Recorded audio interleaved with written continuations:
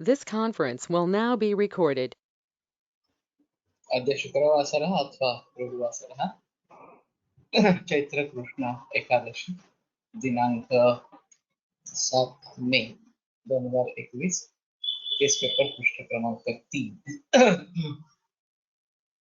प्रवृत्ति वैवाहिकी में शंखं चक्रं यलौकान् ददतमृतघटं चारुदौर्भिश्चतुर्भिः सूक्ष्मस्वच्छातिरित्यां शुकपतिविलसन् मौलिनं भोगनेत्रं कालाम्भोदोज्ज्वलाङ्गं कटितटविलसच्चारुपीताम्बराढ्यं वन्दे धन्वन्तरिं तं निखिलगदवनप्रौढदावाग्निलीलम् प्रौढदावाग्निलीलम् ब्रह्मणो हि समारब्धानात्रेयाद्येषु पूजिताम् अस्मदाचार्यपर्यन्तां वन्दे गुरुपरम्पराम् आयुर्वेदगतं वन्दे माधवाख्यं महागुरुम् आयुर्वेदामृतं सर्वं शिष्येभ्यो यः प्रदत्तवान् द्रष्टाज्ञानी दृष्टकर्मामृतकर्मा तथैव च अध्यापको विषक्श्रेष्ठो महान् संशोधकस्तथा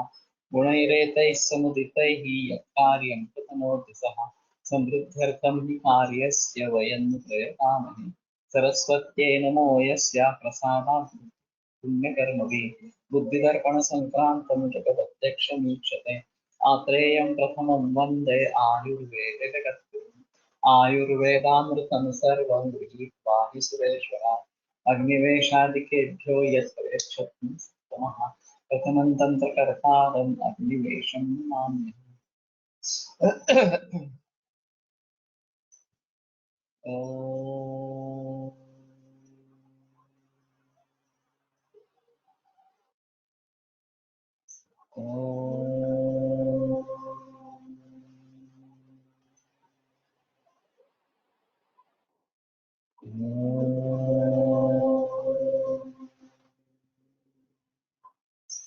ओम शांति शांति शांति।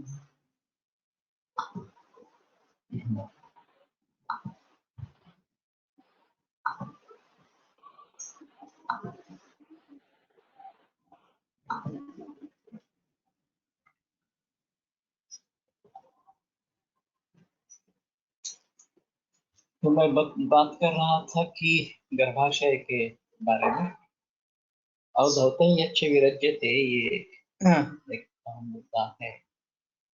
और अगर इस प्रकार का वस्त्र का अंदर जाता नहीं है, दाग जो है वो जाता नहीं है, तो वो अशुद्ध प्रश्न इस प्रकार से समझ लेना चाहिए और फिर उसके मुताबिक उसकी चिकित्सा करनी जरूरी इस प्रकार की है। हाँ, ग्रथिलर आर्तव या ग्रथिलर प्रवृत्ति ये भी काफी कॉमनली देखा जाता है और उसके साथ में कष्टार्थ ये भी लक्षण होता है। तो सक्षत्रम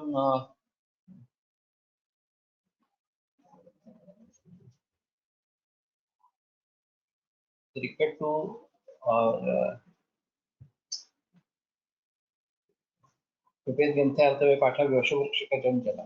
हाँ, और इंद्रजल ये बताया गया है और पाठा इसके साथ में।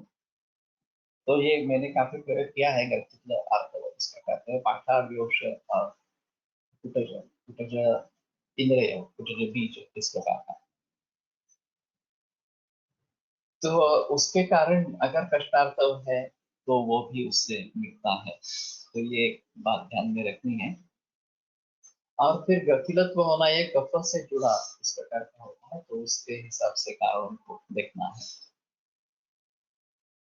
और ऋतु प्रवर्तन के पूर्व बहुत सारे औरतों को पीएमएस प्रीमेंस्ट्रुअल सिंड्रोम इस प्रकार के होते हैं और इसमें क्रैम्पिंग होता है, पेन होता है, उल्टियाँ होती है, कभी कभी पतले दस्त होते हैं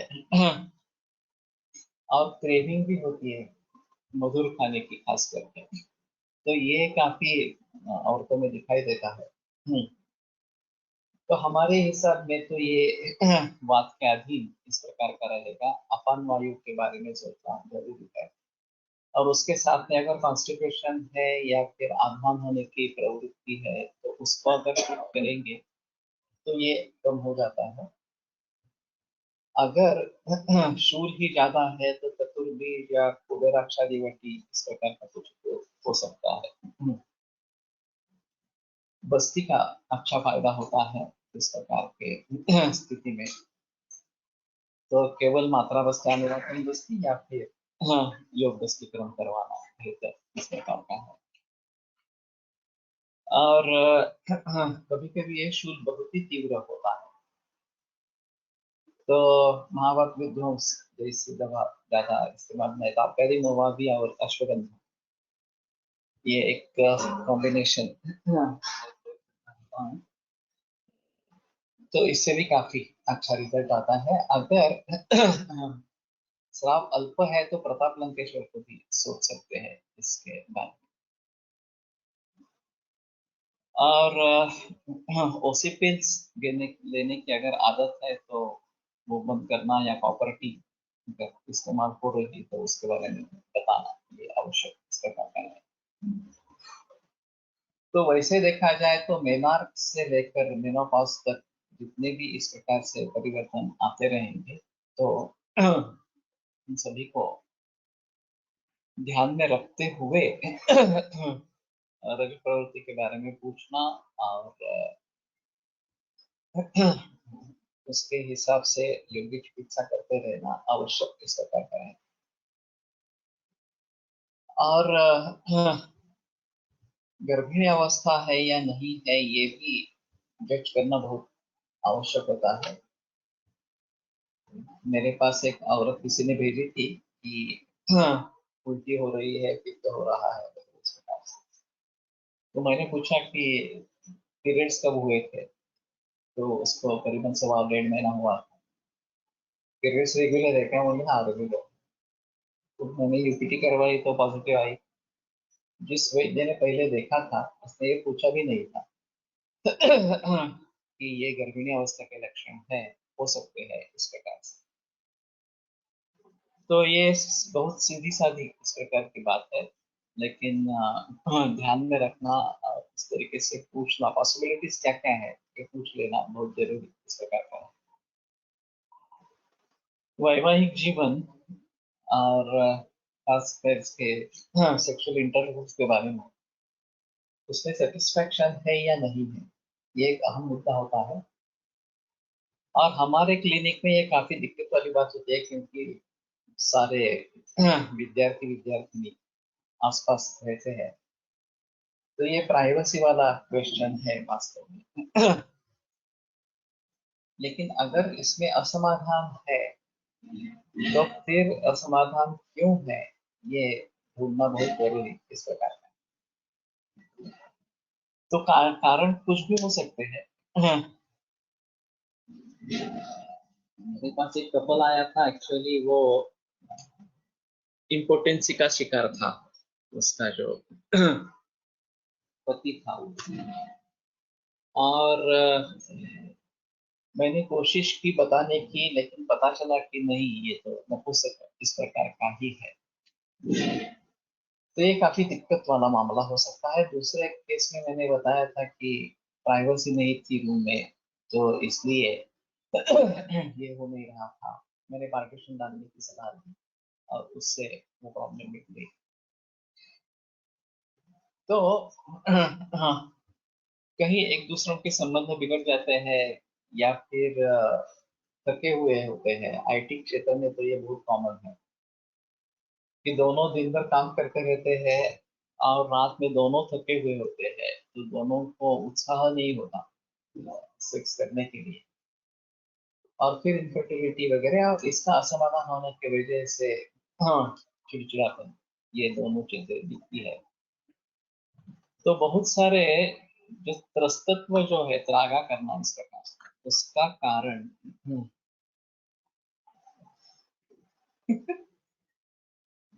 जो फ्रस्ट्रेशन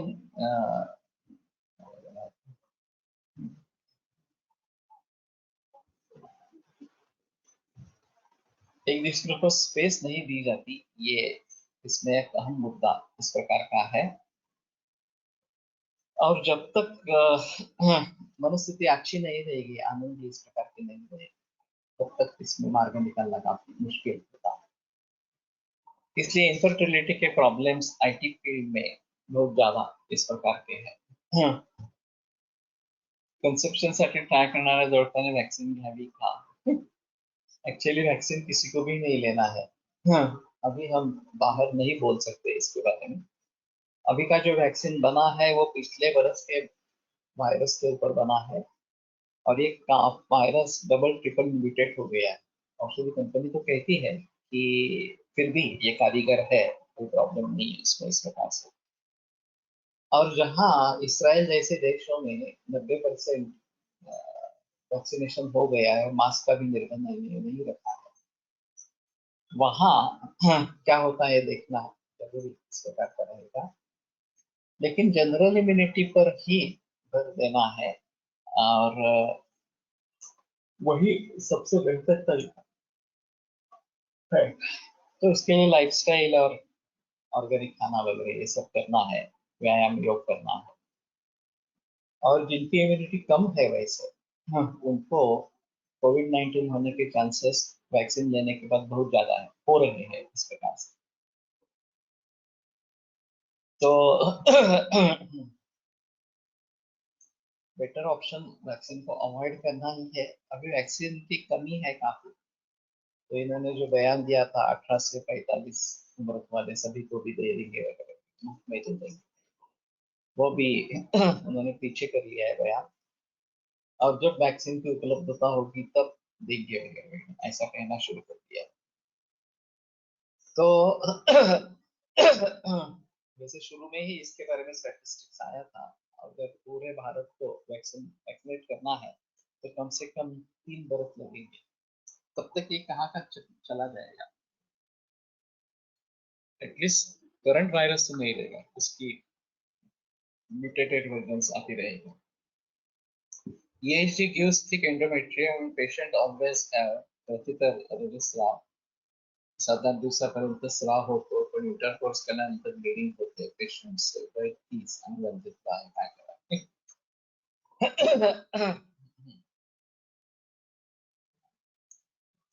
तो ये ज्यादा संचित हो रहा है और बाहर निकल रहा है, तो उसको देखो कि वो संचित उसकी कम कैसे हो जाए, तो जब कम निर्माण ही कम कैसे हो जाए। तो उड़द दही अचार वगैरह ये सब कारण है मतलब वृद्धि के इस प्रकार से। और फिर उसको सामने रखते हुए, ध्यान में रखते हुए ट्रीटमेंट करनी है।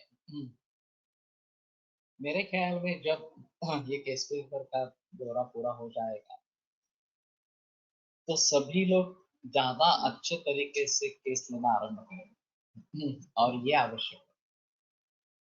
मेरे क्लिनिक में हम इसके लिए कोशिश करते रहते हैं, लेकिन सभी के क्लिनिक में इसी प्रोफार्मा को अगर भली भांति प्रयोग करते हैं तो सभी का ज्ञान बढ़ जाएगा प्रोग्राम के बारे में, और फिर अपने आप सुझाव आते रहेंगे कि क्या करना है। वैसे चरक पड़ रहे हैं तो उससे सुझाव आते ही रहते हैं, या मानव निदान पढ़ेंगे कुछ भी इस प्रकार से पढ़ेंगे तो सभी के बारे में कुछ ना कुछ सुझाव आते ही रहेंगे। लेकिन खास करके ये जो समस्या है पूरी केस सामने आने पर इसके बारे में बताना ज्यादा अच्छा है, केवल इतने लक्षणों पर बताना बराबर नहीं है। हाँ, मैं चिड़चिड़ापन की बात कर रहा था, वो बीच में भूल गया। हाँ, इरिटेबिलिटी ये सिम्टम काफी लोगों में दिखता है, और उसका कारण ये सेक्सुअल इंटरकोर्स का असमाधान, विवाह का असमाधान ये हो सकता है। अगर आप पूछेंगे नहीं तो पता नहीं चलेगा। हाँ, लेकिन पूछेंगे तो पता चलता है, और ये दूर हो जाए, असमाधान दूर हो जाए, तो बहुत सारी समस्याएं मिटती है। ये जो चिड़चिड़ापन है वो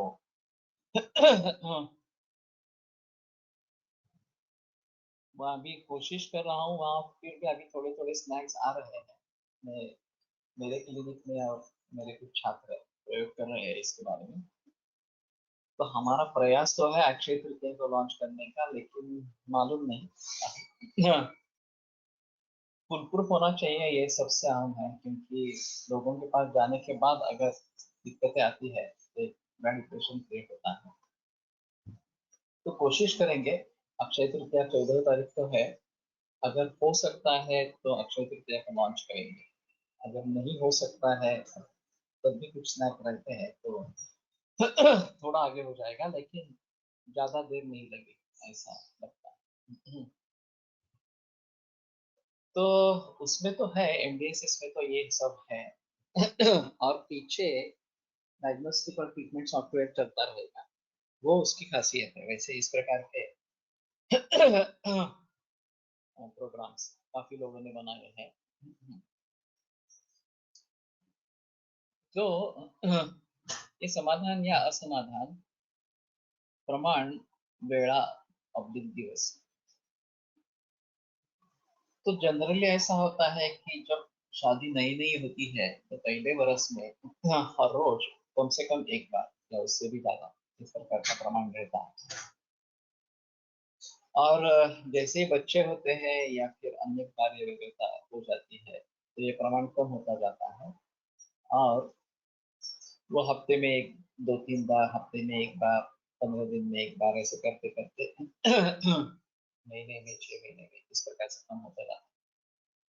तो जैसी उम्र बढ़ती है तैसे वैसे वो कम होता जाता है। हाँ, इसमें प्राइवेसी का भी एक मुद्दा अहम इस प्रकार का है। और मैंने गोलेटकर से ये प्रश्न पूछा था, सेवेत कामतः कामं कृत्वा वाचिकतैर्हिमे जहाद वसंत शरदोः पक्षात वर्षांत दिनांक। ग्रंथ में काल के अनुसार वैवाहिक का प्रमाण क्या होना चाहिए इसके बारे में निर्देश है। तो तृप्तो वाजिकृतै, वाजिकरण औषध से तृप्त होकर हिमे, हिमंत ऋतु में सेवेत कामतः कामं, अपनी इच्छा से काम सेवन करे। त्रिहाद वसंत शरद हो, वसंत और शरद इसमें मध्य बल है, इसमें 3 दिन के बाद बताया। और पक्षात वर्षा आ गई। और गर्मी के मौसम में और वर्षा ऋतु में 15 दिन की बात करो, इतना कम, इतनी कम फ्रीक्वेंसी वहां पे बताई गई। और शादियां पूरे बरस में होती रहती है, और ग्रीष्म ऋतु में भी होती है, वर्षा ऋतु में भी होती है। और फिर ये हाँ, सिलसिला शुरू हो जाता है कि हर रोज विवाह एक या इससे भी ज्यादा इस प्रकार का। फिर भी शुक्रक्षय के कोई लक्षण दिखाई नहीं देते, बल्कि पुष्टि हो जाती है दोनों। तो ये क्यों होता है? तो सर का कहना था कि वाजीकरणम अग्रंच क्षेत्रम स्त्रिया प्रहर्षि, जो प्रहर्षिणी इस प्रकार की स्त्री है वही वाजीकरणम अग्रम, वही खुद एक अच्छा वाजीकरण इस प्रकार का है, श्रेष्ठ वाजीकरण है। और आगे उसका काफी उसके बारे में बहस की गई है, चर्चा करते हैं। ज्ञान बिना चुन स्त्री को मरकुर मन्यते जगत में।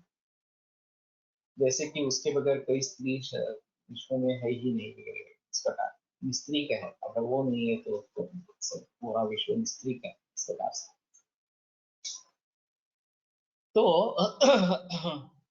अगर इन दोनों में इतना प्रेम रहता है तो ये नित्यवाजीकरण इस प्रकार का हो जाता है। और ये एक एब्स्ट्रैक्ट भाव से द्रव्यरूप भाव की वृद्धि होती, ये एक अहम मुद्दा है। आनंद से, हर्ष से शुक्र बढ़ता है। शुक्र एक धातु है, द्रव्य है, और वो बढ़ता है। आनंद जैसे चीजों से शुक्र बढ़ता है तो विचार या इस प्रकार के एब्स्ट्रैक्ट भावों से द्रव्य की वृद्धि होती है, एक अहम मुद्दा इस प्रकार का। तो मनसो हर्षाणी यच्च तत्सर्वं वृक्षम् उच्यते, संकल्पो न प्रवृत्तश्च वृषाणाम, ये आगे संग्रह। न अप्रणीत संकल्प, संकल्प किए बिना व्यवहार नहीं करना चाहिए। तो केवल संकल्प से शुक्र वृद्धि होती है। तो आधुनिक वैज्ञानिक जो बताता है कि ये केवल मानसिक भाव है, केवल मानसिक भाव है, ऐसी स्थिति नहीं है, लेकिन मानसिक भाव को ज्यादा महत्व। उसके बावजूद हमारे यहाँ बहुत सारे दृश्य योग है, वनस्पति जो है, प्राणी जो है, खनिज जो है, सभी प्रकार के। मग आध्यात्मिक याच्यामध्ये हे सुद्धा आपल्या 60-70 नंतर आपण जरी बसलेला नाही तर कमी होता हे भाव तुम्ही नाही पूर्ण होणार नंतर तुम्ही एकदम असे याला वळता की काय पूर्णपणे वळतात असं नाही आहे, पण कमी होतं. आध्यात्मिक वृत्ती म्हणून तुम्ही आता जे या गोष्टी जर आपल्याला खरंच प्रयत्न करायचे असतील तर इतक्या उशीर वानप्रस्थाश्रम से शुरुआत होनी है, वो कब करना है आपको ही डिसाइड।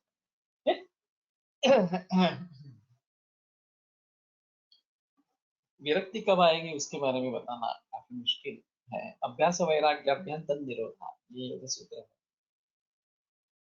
तो चित्तवृत्ति का निरोध करना अभ्यास से, जो सवितर्क सविचार सामान्य सांस्कृत इस प्रकार की संप्रज्ञात समाधि के आधार पर आगे बढ़ते रहना, और फिर वैराग्य का निर्माण होना, वशीकार संज्ञा वैराग्य इस प्रकार से। लेकिन वो अलग बात है। अभी हम विवाह के बारे में बात कर रहे हैं, तो मैं समझता हूँ कि युवावस्था में या कुछ हद तक प्रौढ़ावस्था में 50 या 60 वर्ष ये विवाह होना आवश्यक इस प्रकार का है। ब्रह्मचारी बहुत ही कम होते हैं, जो शंकराचार्य वगैरह इस प्रकार के जो है, शुद्ध वगैरह इस प्रकार के होते हैं, वो मूल रूप से ब्रह्मचारी इस प्रकार के, और उनका मानस उसी प्रकार से निर्माण हुआ था। लेकिन आम जनता के लिए ब्रह्मचर्य या गृहस्थाश्रम में इसका संयमित उपभोग लेना यही ठीक इस प्रकार का है। तो मैं बात कर रहा था कि उस पुरुष के लिए वो औरत श्रेष्ठ वाजीकरण है, तो शुक्रक्ष के कोई लक्षण दिखाई नहीं देते, और केवल हर्ष से द्रव्य की निर्मिति होती है, ये एक अजीब मुद्दा। उसी प्रकार से अद्रव्य जो दुख, शोक, चिंता वगैरह अद्रव्यों से भी द्रव्य की वृद्धि हो सकती है, कैंसर जैसे विकृत इस प्रकार के भाव निर्माण होना। तो ये भी बात ध्यान में रखनी है। डिप्रेशन या चिंता या क्रोध, इन भावों से क्रोध बढ़ता है, वाद बढ़ता है, वो तो बातें है ही, लेकिन उसके बावजूद ये मनोवसाद इस प्रकार के होने के कारण अवृषत्व आ जाता है, और अवृषत्व इस प्रकार से निर्माण होने से प्रतिलोम क्षय भी हो सकता है। तो इन सभी बातों को ध्यान में रखना है। मैं जब नया नया उत्तीर्ण हुआ था, मेरे ख्याल में 1982 की बात है, यहाँ पुणे में बाजीकरण पर एक सेमिनार आयोजित किया गया था PH कुलकर्णी के द्वारा।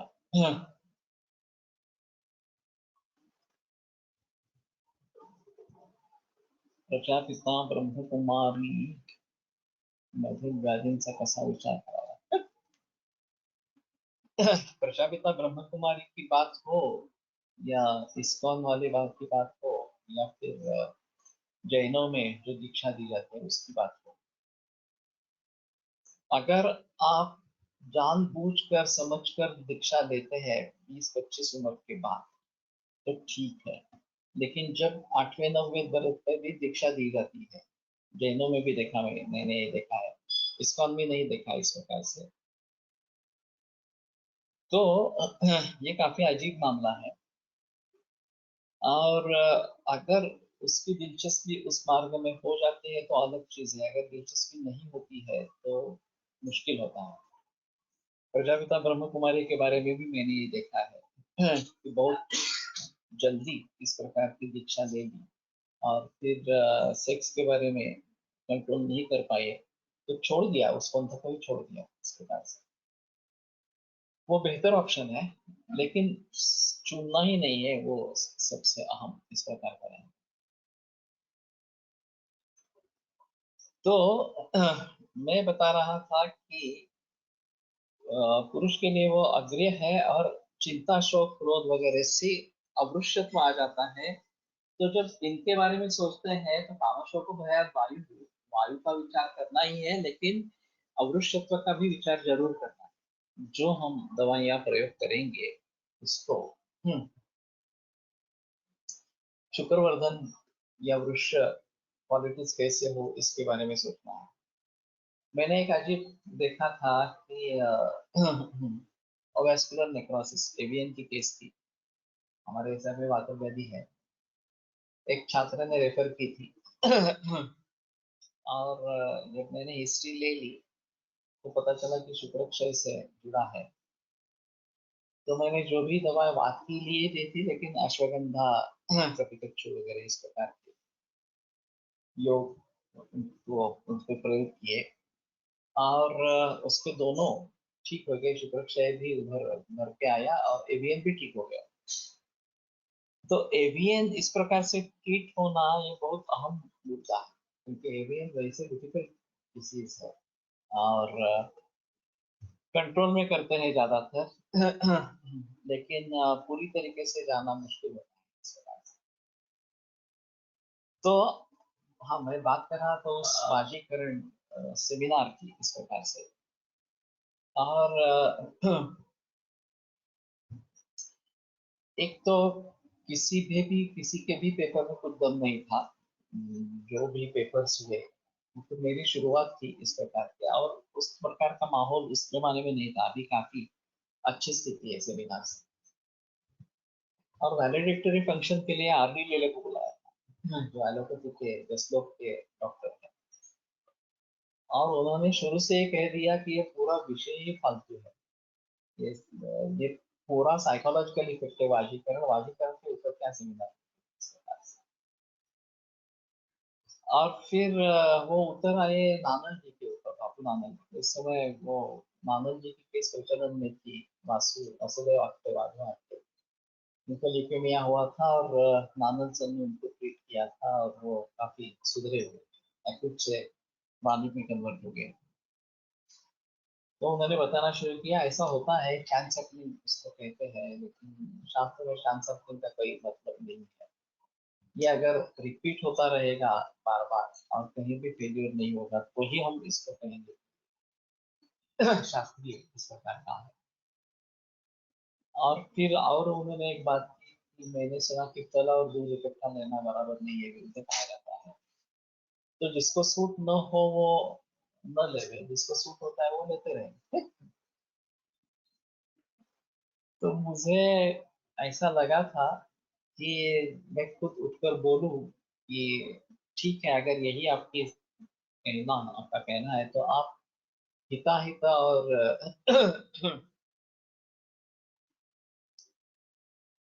साथम्या साथम्या इसमें अंतर करो। आप हर रोज गटर का पानी पीना आरंभ करें, जब तक सूट होता है पीते रहे, जब सूट नहीं होगा तो बंद कर दें। इस प्रकार से ये कहना है। तो ये मूर्खता है वास्तव में। और ये वैलिडिटी फंक्शन में कह रहे थे। और मेरे मेरे उनके साथ काफी बहस बाद में भी हुई थी। सर देशमुख सर के कैंसर के सेमिनार में हम मिले थे।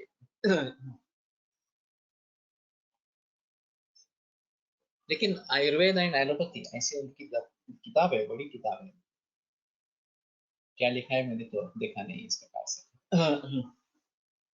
लेकिन वाचीकरण का महत्व केवल अपत्य संतानकरण या सत्य संप्रहर्षणम इसी के लिए है, या स्वस्य ऊर्जस्करं यत्तु तत्पुरुषं तत् रसायनं प्रायः प्रायण रोगाणां द्वितीयं दशमेन। कि प्रायः जो स्वस्थ की ऊर्जा बढ़ाने वाला है वो रसायन और वाशीकरण है, और दूसरा प्रकार का औषध, दूसरी प्रकार का औषध रोग प्रशमन करने वाला है। प्राय शब्द विशेषार्थ युगयम उभयार्थ, प्राय शब्द विशेष अर्थ से प्रयुक्त किया गया है। दोनों प्रकार के द्रव्य दोनों प्रकार के काम करते हैं। जो रसायन और वाजीकरण है वो भी वास्तव में रोग प्रशमन करते हैं। तो इस हिसाब से, इस उद्देश्य से तो कोई भी पेपर नहीं। अभी मैं रसायन को कैंसर की मेन ट्रीटमेंट समझकर रसायनों का प्रयोग करता हूँ। उसी प्रकार से चिंता, शोक वगैरह भाव है तो वाजीकरण भी उसमें होना जरूरी है कैंसर की चिकित्सा में। जिनका किसी मरीजों में, चाहे हृदरोग का मरीज हो। अभी भाग्यवाड़ीकर ने मकरंद ध्वज को प्रचलन में लाया हृदरोग की, तो ये किस उद्देश्य से लाया होगा? हाँ, मुझे मालूम नहीं है, लेकिन मैं सोच सकता हूँ कि मनसोहर्षणी यच्च तत्सर्वं हर्षं उच्यते परिहार्य विशेषेण मानसबुद्धिहेतवः, ये जो हृदरोग में बात कही गई है, तो उसको काउंटरैक्ट करने के लिए वृक्ष योग इस प्रकार से प्रयोग में लाएंगे तो हृदरोग में सुधार होगा, रोग प्रशमन इस प्रकार का होगा। तो इस तरीके से जब जब ये त्रस्तत्व, चिड़चिड़ापन, इस प्रकार की चीजें हैं, वहां वहां इस प्रकार के बाह्यकरण योग का प्रयोग होना चाहिए, और उसमें अगर दिक्कतें हैं तो वो सॉल्व करने के लिए कोशिश इस प्रकार की होनी चाहिए। अपत्य संतान कर और सद्य संप्रहर्षण इसके लिए तो चाहिए ही, इसमें कोई संदेह नहीं। लेकिन जो क्लैव्य है इसलिए ये सद्य संप्रहर्षण इस प्रकार के दवाइयों का प्रयोग इसमें काफी वृक्षवटी से लेकर मकर बहुत सारी चीजें ऐसी है कि जिनका प्रयोग किया जाता है। हम पुष्पधनवा रस वगैरह, वसंत कुसुमाकर इस प्रकार के हैं।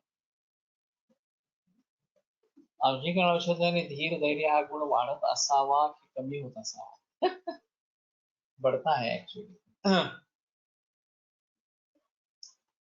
शुक्र के कार्य में धैर्य ये बताया गया इस प्रकार का है। शुक्र वृद्धि होती है तो ये गुण बढ़ता है इस प्रकार से। ज्यादा हो जाता है तो अधीरत्व इस प्रकार का भी होता है थोड़ा सा। और फिर उसके लिए धीरा गुरुची, धीरा बिदारी इसका प्रयोग मैं करते रहता हूँ। और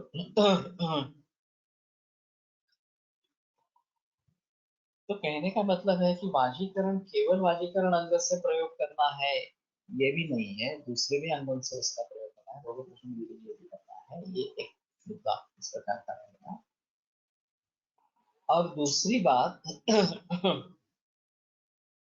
अपत्य संतान करें, ये जो वाजीकरण के औषध में बताया गया कि अपत्यों का निर्माण कर, संतान निर्माण करने वाला इस प्रकार का है, तो इसको जो अपत्य होगा वो भी अपत्य जनन क्षम इस प्रकार का होगा।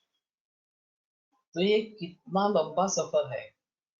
उस कार्य औषध की कार्मुकता बच्चे के यंगेस्ट तक इस प्रकार की तरुण युवावस्था तक चलती रहती है, और वो भी अपत्य जनन सक्षम इस प्रकार का हो जाता है।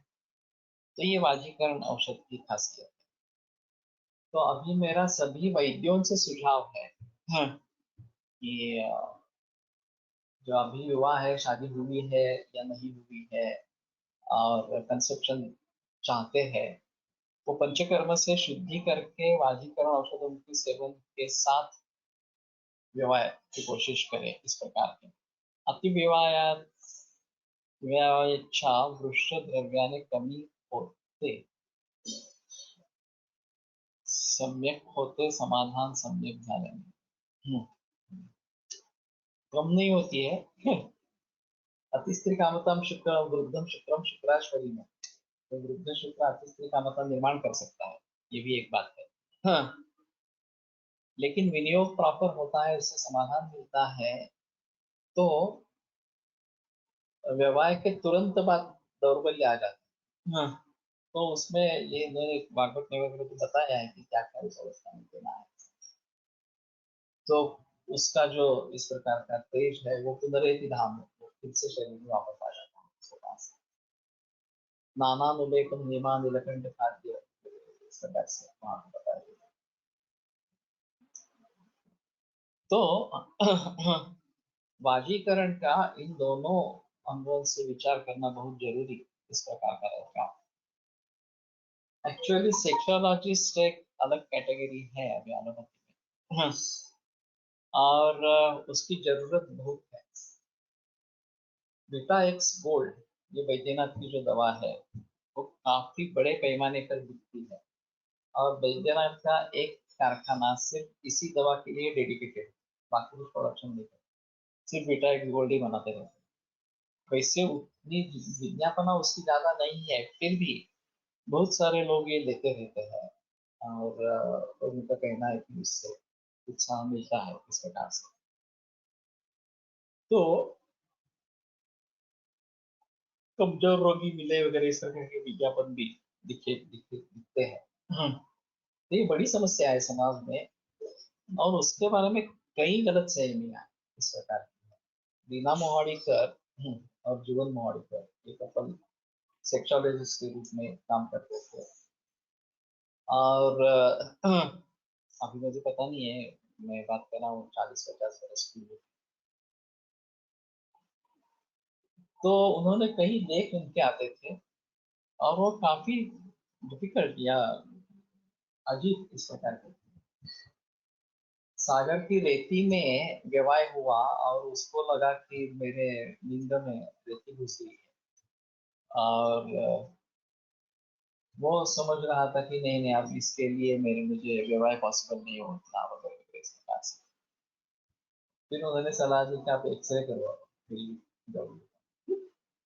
तो अगर अंदर ये सैंड गई हो तो हाँ उसमें दिखाई देगी, और एक्सरे करने के बाद पता चला कि कुछ भी नहीं अंदर है, तो उसको तसल्ली होगी, और वो ठीक हो गया। इस प्रकार से लेके कुछ भी मरीज इस प्रकार के हो सकते हैं, और ये लोग हाँ फैमिली डॉक्टर के पास जाना नहीं चाहते, क्योंकि वो समझते हैं कि ये बातें गुप्त ही रहनी चाहिए। तो किसी अनजाने व्यक्ति से जाकर मिलते हैं, खास करके विज्ञापनों के आधार पर, और फिर उसमें लूटा जाता है, ये एक बात है। शास्त्रीय चिकित्सा नहीं होती है, केवल दवाइयां दे देते हैं, पंचकर्म वगैरह के बारे में कुछ पता नहीं है, ये बाकी नियमों के बारे में। Does taking this medicine makes any impact? इसीलिए तो लोग लेते हैं ना, नहीं तो क्यों लेंगे। तो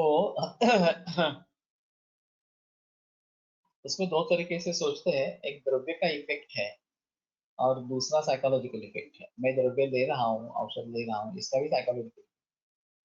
एलोपैथी दूसरे में विश्वास करती है कि द्रव्य का इफेक्ट नहीं है। लेकिन एक अजीब किस्सा ऐसा है हाँ कि पार्किंसनिज्म के लिए सिंडोपा मेडिसिन आया एलोपैथी में,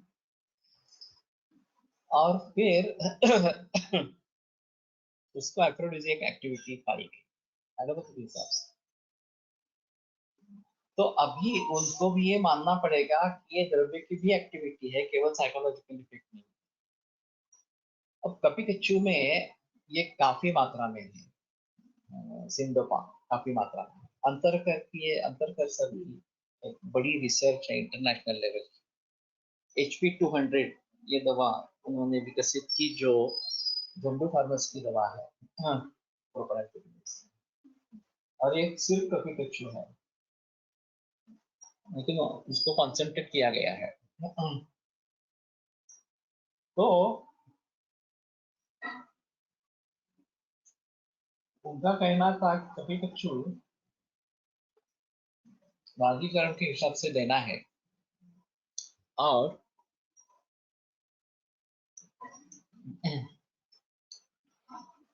200 ग्राम का डोज होता है। एक लड्डू बना के खाना पड़ेगा इसके पास। और वैसे कवच बीज पाक वगैरह ये प्रचलन में है, लेकिन इतना डोज देना तो पॉसिबल नहीं है एक फार्मेसी के लिए। तो उन्होंने HP200 ये करके 200 मिलीग्राम का डोज बनाया है, कॉन्सेंट्रेट करके या फिर एक्सट्रैक्ट निकाला। और ब्लड में लेवल देखनी है, 6 घंटे के बाद ब्लड लेवल कम हो जाती है तो फिर से देना है। ये एक्चुअल किया गया है पार्किंसनिज्म। लेकिन इसका बलिवांतिक प्रयोग इसमें भी कर सकते हैं, वाजीकरण के लिए भी कर सकते हैं। और इस प्रकार से सिंडोपा को एफ्रोडिजियाक एक्शन है और वो पार्किंसन में उपयोग में आता है। तो शायद पार्किंसोनिज्म ये वातक व्याधि धातु क्षयजन्य वातप्रकोप, शुक्र क्षयजन्य वातप्रकोप इसमें शामिल होता होगा अगर यही सिर्फ दवा का प्रयोग करता। बात यह है कि ये हमारे हिसाब में वातक व्याधि है और माशादी तेल के फलश्रुति में कंपवात इस प्रकार लक्षण दिए गए। फलानी माशवत विद्या काकांडोलात्मक ये हो आत्मगुप्ता ये माशक जैसे है और माश शुष्कुरल है, तो माश का प्रयोग कर सकते हैं लेकिन माश गुरु है और माशोत्तर सर्वेशु अवरधान्य है।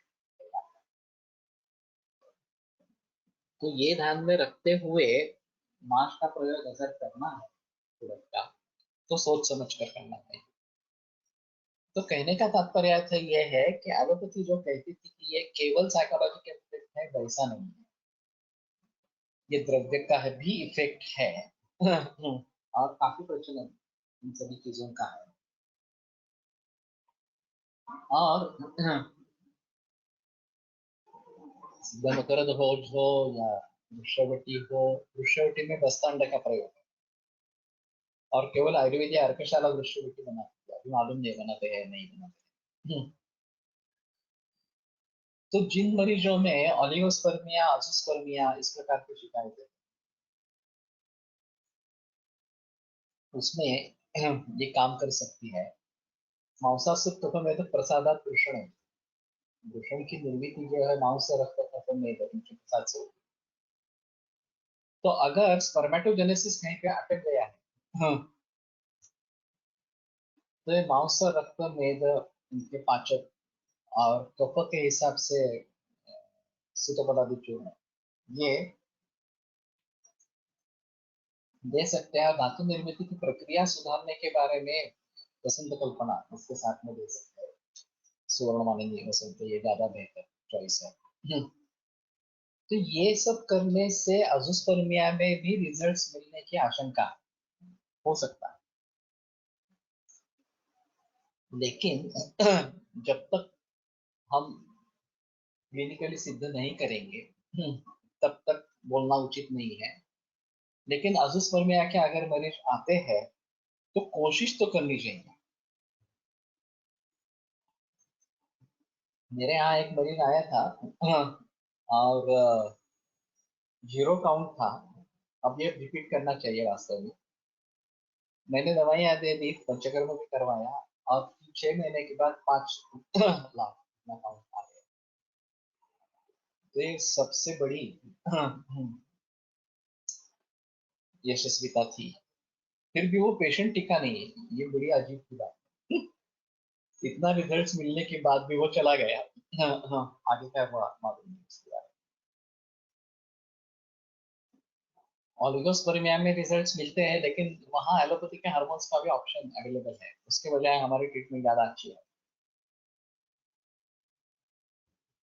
और मैं बताता हूँ कि बायोप्सी मत करना। शुक्रवाहिनी दुष्यंत शस्त्रक्षारान्य कर्म भी तो ज्यादा से ज्यादा आपको रिपोर्ट्स करने हैं ब्लड के या सीमेन एग्जामिनेशन की, वो करो,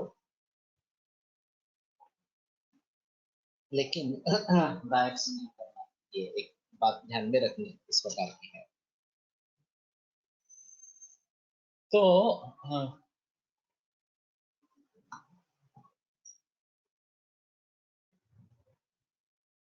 does taking this medicine makes any negative impact on body? Negative तो नहीं होगा एक्चुअली।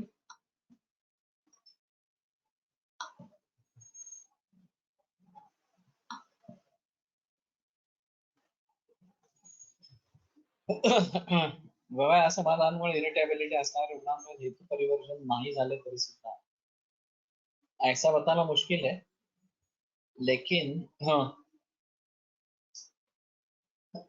वाजीकरण हो जाता है और फिर व्यवहार का समाधान मिलता है तो चिड़चिड़ापन जरूर कम होता है। तो इस प्रकार की दवाइयों को लेने से फायदा होता है, इसमें संदेह नहीं है। एक त्र्यंबक शास्त्री की उदाहरण है, उसकी एक केस है। कि कोई एक घमेंडी बहुत अमीर आदमी, हाँ, और वो जिक्र कर रहा था कि मुझे पहले मेरी पहली परीक्षा करो इस प्रकार से, और काफी मरीज थे। तो उन्होंने बताया नहीं, आपका जब नंबर आएगा तब मैं आपको दे दूंगा, तब तक नहीं। उसको घमंड थी कि मेरे पास इतने पैसे हैं, मैं कितने भी पैसे दे सकता हूँ, तो मुझे क्यों पहले नहीं देंगे। तो बार बार जिक्र करता रहा। तो त्र्यंबक शास्त्री भी गुस्सा हो गए। हाँ, वो बोले तुम्हें क्या परीक्षा करने की जरूरत, नाड़ी लिखने की नहीं है, तुम नपुंसक हो। सभी आप सामने मरीज बैठे हैं, उनको त्र्यंबक शास्त्री ने बता दिया सीधा। तो वो बोला हाँ बराबर है, अभी दवा दे दो। तो त्र्यंबक शास्त्री ने बोला 5,000 रुपये रख के लाकर मेरे सामने रखो, तो फिर दवा के बारे में सोचेंगे। तो बहुत ही अमीर था, 5,000 रुपये उस जमाने में करीबन 100 बरस पहले, ये जैसे करोड़ों रुपए के करोड़ों रुपए जैसे आज। उसने लाके रखे 5,000, इन्होंने एक ही पूरी दे दी। हाँ, दूसरे दिन आकर उसने पांव पकड़े कि ये चमत्कार है, आपकी दवा चमत्कार है, इस प्रकार से। तो फिर उन्होंने कहा कि ये चमत्कार ही था, लेकिन वास्तव में चमत्कार की आवश्यकता नहीं है, तुम्हें नियमित रूप से औषधि या लेना जरूरत है, वो करो तो ठीक हो जाओ। और फिर उस तरीके का ट्रीटमेंट देती।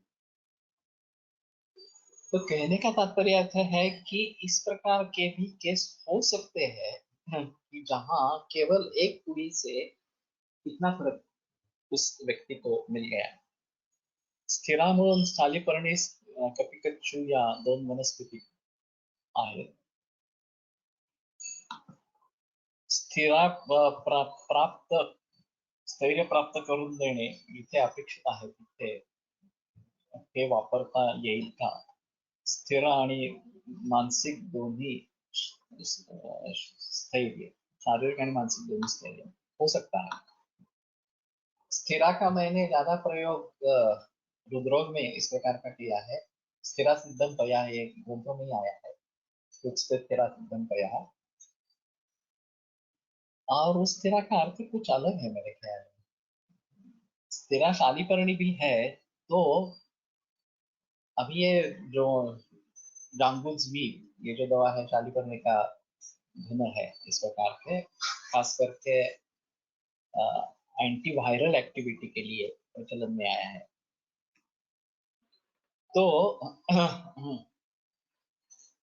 उसके जरिए ये सोच सकते हैं शादी करनी, और ये घन स्वरूप में अवेलेबल है, तो वाजीकरण के हिसाब से स्थिरत्व इस प्रकार से से दे सकते हैं, और शायद तपोवात में इसका प्रयोग करेंगे। तो ये स्थिरा या शालीपर्णीय जो है त्रिदोष नामक है, रसायन है। तो शायद ये बात सोच सकती है कि पार्किंसोनिज्म में इसका प्रयोग करें। अब इसका चूर्ण भी मिलता है, मैं कोशिश करूंगा कि चूर्ण से लेकर करें, या फिर खुद स्थिरा को उसकी प्रभु की भावना देख के घनसा इस प्रकार से बनाए, तो फिर ज्यादा भावित स्थिरा इस प्रकार की करेंगे, तो भी एक बात हो सकती है। मैं शादी पर नहीं सकता। व्यवहार समाधानमुळे इरिटेबल पुष्य चिकित्सा करून फायदा हो सकेगा, क्योंकि मानस भावों से परिवर्तन आएगा। इसका निगेटिव इम्पैक्ट कोई नहीं होगा। बाजीकरण ज्यादा बढ़ेगा तो अतिश्री कामता वगैरह इस प्रकार के लक्षण हो सकते हैं। पुनरुत्पादन क्षमता आहे म्हणून थॅलेसेमिया सारख्या विकारांवर वृक्ष औषधांचा वापर इतर रोगांबरोबर करता येईल। एक्चुअली थैलेसेमिया पर ज्यादा काम हड़प सर के आयुर्वेद कॉलेज ने किया है, और वो जो उनका एक क्राइसिस होता है, वो क्राइसिस अगर नहीं होता है तो बचने के चांसेस ज्यादा अच्छे रहते हैं। और उनका कहना है कि जो एक दवा, शायद योगो जोशी ने उसका फॉर्मूला सेट किया है, तो वो देते हैं, तो हाँ, काफी लोगों में क्राइसिस नहीं होता, इस प्रकार का उनका कहना मेंटेन हो जाता है। मैं खुद एक बार जाकर देखना चाहता हूँ, क्योंकि 100-150 मरीज एक दिन में देख सकते हैं। अब तो एक बार पता चल जाए कि किस प्रकार के होते हैं। नहीं, मैं ये बात कर रहा हूँ, थैलेसीमिया की बात कर रहे हो तुम। थैलेसीमिया नहीं, वो अलग है। Sickle cell anaemia, Bharat sir का जो कार्य है वो सिकल सेल एनीमिया है। थैलेसीमिया में मेजर में ज्यादा प्रॉब्लम है, माइनर में उतना प्रॉब्लम नहीं रहता। हाँ। और ज्यादा लक्षण भी नहीं होते हैं, केवल इम्यूनिटी थोड़ी कम होती है, ऐसा है। लेकिन मेजर काफी डिफिकल्ट है, और अगर पूरे लक्षणों के साथ मेजर है तो उसमें जरा देखना पड़ेगा इस प्रकार से। लेकिन कहीं भी रसायन और वाजीकरण इन द्रव्यों का साथ देना जरूरी इस प्रकार का रहेगा। फणसलकर जी का कहना था कि रोग की चिकित्सा में शुरू में जो योग आते हैं वो रोग की सामान्य चिकित्सा, जैसे लंबनम सेवन कालो, फिर प्रकारानुरूप चिकित्सा, वातज ज्वर में क्या करना है, फिर दूसरे लक्षण उसके साथ में है ज्वर के साथ में, तो उसमें कैसे करना है, ये बात इस प्रकार की होती है। और फिर बाद में जो मेडिसिन आते हैं, दवाई आते हैं, वो वृक्ष या रसायन इस प्रकार के, पिपली हो, गुरुची हो, इस प्रकार के औषधियों का प्रयोग बाद में आता है। तेलादी बूटी जो है ता वृक्षा, खास चिकित्सा में वाग्भट में आई है, बाकी लोगों में दूसरे अधिकार में आई है इस प्रकार से। तो ये एक पणसलकर जी का या कोलटकर जी का कहना था कि देखो ये वृक्ष है इस प्रकार से। तो जिन कास के रुग्णों में अवृषत्व है या शुक्र क्षय है, उनमें ये बेटर चॉइस इस प्रकार की है। तो इस प्रकार से हमें इसके बारे में थोड़ा सा सोचना पड़ेगा। तो किसी भी इस प्रकार के aplastic anemia हो, थैलेसीमिया हो, या बाकी इस प्रकार के कुछ रोग हो, तो उसमें रसायन और वाजीकरण द्रव्यों का कब प्रयोग करना है इसके बारे में सोचना है। कैंसर में मैंने जो सुवर्ण सिद्ध क्षीर आरंभ किया, वो वास्तव में है माशपूर्ण घृताधेनु, इस वाजीकरण योग से शुरू होती है। तो माशपर्णी वनस्पति पर जो पुष्ट इस प्रकार की धेनु है, और उसका सकुल एक बार प्रसूत हो जाने पर उसका जो पुष्ट क्षीर है वो सुवर्ण सिद्ध अगर बना के देते हैं, हाँ, तो वाजीकरण इस प्रकार। तो अभी एक वृष्टि क्षीर वगैरह मिलना मुश्किल है, और माशपूर्ण घृताधेनु तो और भी मुश्किल है। लेकिन ठीक है, गाय का दूध वैसे तो रसायन है ही, और सुवर्ण सिद्ध करने से वाजीकरण भी हो जाता है। और कैंसर जैसे विकारों में रसायन और वाजीकरण दोनों की आवश्यकता है, क्योंकि चिंता, शोक वगैरह भाव भी बहुत ज्यादा है। तो सभी मरीजों में मैं सुवर्ण सिद्ध क्षीर देने की चेष्टा करता हूँ, देता हूँ एक्चुअली। और फिर उसके साथ में सुवर्ण गुरुची, अनंता, दुर्वा, ये कल्प भी देता हूँ, क्योंकि ये रक्त के ऊपर भी काम होना बहुत जरूरी है, जीवनीय काम होना जरूरी है इस प्रकार से। तो इस ढंग से इन सभी का प्रयोग हो सकता है। प्रीमॅच्युअर इजॅक्युलेशन घेऊन येणाऱ्या रुग्णाची चिकित्सा शारीरिक की मानसिक पातळीवर करायची असते। यात दोन्ही द्रव्य किंवा कल्प उपयोगी ठरतात। यात कोणती द्रव्य किंवा दोनों स्तर पर करना है, इसमें कॉन्फिडेंस लूज हो जाता है। और फिर कॉन्फिडेंस न होने के कारण बार बार शीघ्रस्खलन इस प्रकार का होता है। तो साइकोलॉजिकली भी उसको समझाना बहुत जरूरी है। और मैं त्रिभाषा का प्रयोग करता हूँ, त्रिफला भावित जायपत्री इस प्रकार से, या जायफल इस प्रकार से। और एक त्रिफला घनवटी आई थी, त्रिफला घनसार बना के उसमें एष्टीगुडी का चूर्ण डाल के इसमें क्या फायदा होता है क्या है। कभी कच्चूच्या बियांची भाजी करतात, जंगली भागात उसळ करतो तशी करतात। ठीक है, मैंने पहली बार सुना है, लेकिन सोच सकते हैं अगर ये मिलते हैं। ये बीज निकालना काफी वास्तव में डिफिकल्ट होता है। सुबह जल्दी जाकर ये निकाल के लाएंगे तो वो उसके जो कांटे हैं वो उसके चिपके रहते हैं। थोड़ा भी धूप आ गई, थोड़ी भी धूप आ गई तो वो छूटना शुरू होता है। और ये बदला तो कभी कच्चू ये विशेष शोध में वर्णन किया गया है, ये काफी मुश्किल होता है। ये कांटे कैप्सूल में भर के मैंने किए हैं कुर्मी के लिए खास करके। हाँ, फायदा होता है, लेकिन ये काफी मुश्किल काम होता है। Effect of anti-Parkinson drug HP200 on the central monoaminergic neurotransmitters. ये अंतरकर्जी ने प्रयोग किया है, तो वो तो एलोपैथी में रिसर्च में माहिर थे, एलोपैथी के लोगों से भी उनका ज्ञान ज्यादा था। Li52 इसका एक बहुत अच्छा उदाहरण है, जो इंटरनेशनली पब्लिश्ड इस प्रकार का पेपर है। अंशुमति सिद्ध क्षीर आलय वातज रुद्र स्थिरा रुस्ते स्थिरा सिद्धम पया, ये मेरे भी कंठस्थीकरण में है। अंशुमति इसी का पर्याय होगा शायद, देखना पड़ेगा। पुरुषांच्या बाबतीत शुक्र वृद्धी दृश्य औषधाने होते, तसेच स्त्रियांचे बाबतीत अर्थ व बीज निर्मिती होते असं म्हणता येईल का? तर समाजात स्त्रियांसाठी अशी बाजीकर औषधे घेण्याचा तसा उल्लेख दिसत नहीं। ये बड़ी समस्या है। जो भी ग्रंथ लिखे गए हैं वो पुरुष प्रधान रखे लिखे गए हैं, और स्त्रियों के बारे में रेसिप्रोकेट करके ये होना चाहिए। अवृषत्व उनमें भी होता है, इसमें संदेह नहीं। नारीणाम रसत्वात्मक इस प्रकार के कुछ निर्देश इसके बारे में है, लेकिन साक्षात बाजीकरण का प्रयोग किस प्रकार से करें उसके बारे में कोई बहस इसमें नहीं है। तो स्त्री शुक्र और स्त्री आर्तव ये अलग है क्या, एक ही है, ये एक बात होनी चाहिए इसके बारे में। और शुक्र धातु का कार्य जैसे पुरुषों में बताया गया है अपत्य के बगैर, वो स्त्रियों में होता है या नहीं होता है, तो होता है, ऐसा ही समझना चाहिए। तो कल एक बार मुझे याद दिलाना, क्योंकि बड़ा टॉपिक है, तो इसके बारे में थोड़ा बात करेंगे। कंपवातामध्ये शुक्र धातू बरोबर रक्तधातूचा विचार करावा लागेल। विधिशोणिती अध्यायात रक्तप्रदोषविकारामध्ये कंपाचा उल्लेख आहे, तसेच वातरक्ताच्या उपद्रवामुळे देखील कंप आला। ठीक है, शुक्र का विचार और उसके साथ में रक्त धातु का विचार अच्छा रहेगा। शालिपर्णी, अंशुमती में शालिपर्णी। तो स्थिरा का क्या मतलब है एक बार देखो।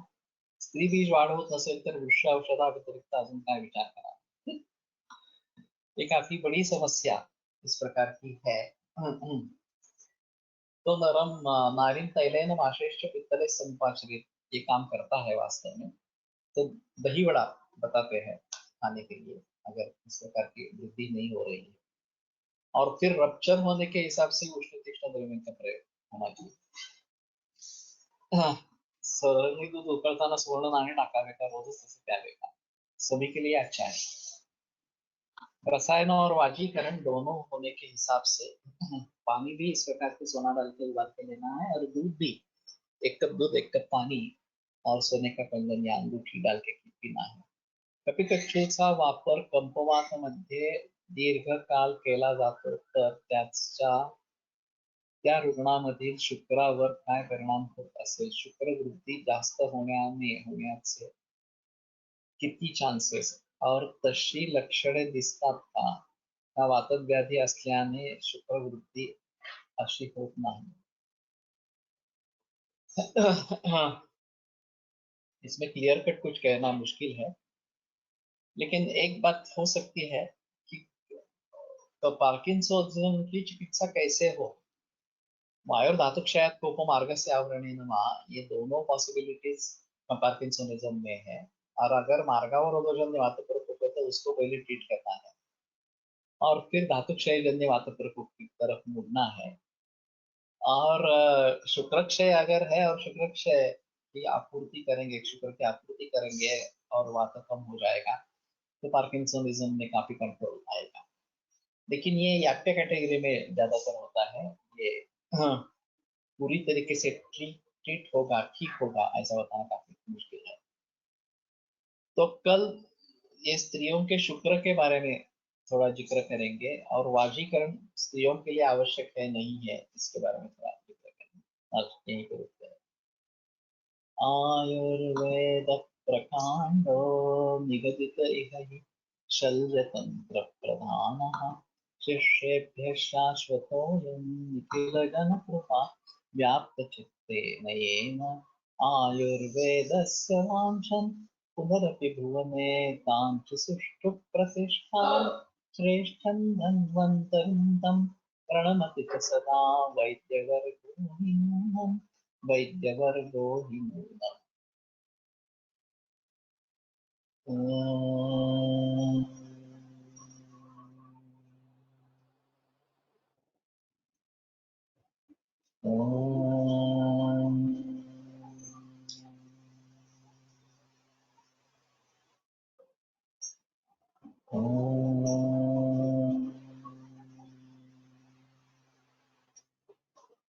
ॐ शान्ति शान्ति शान्ति।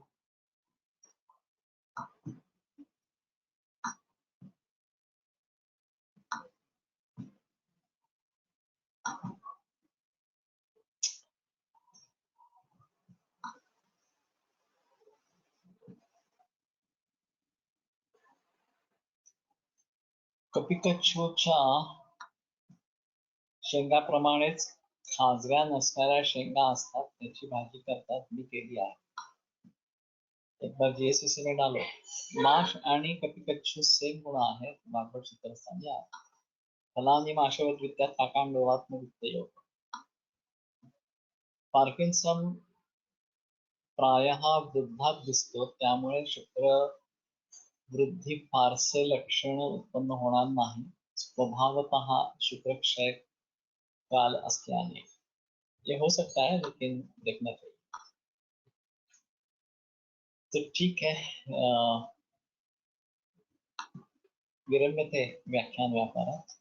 श्वः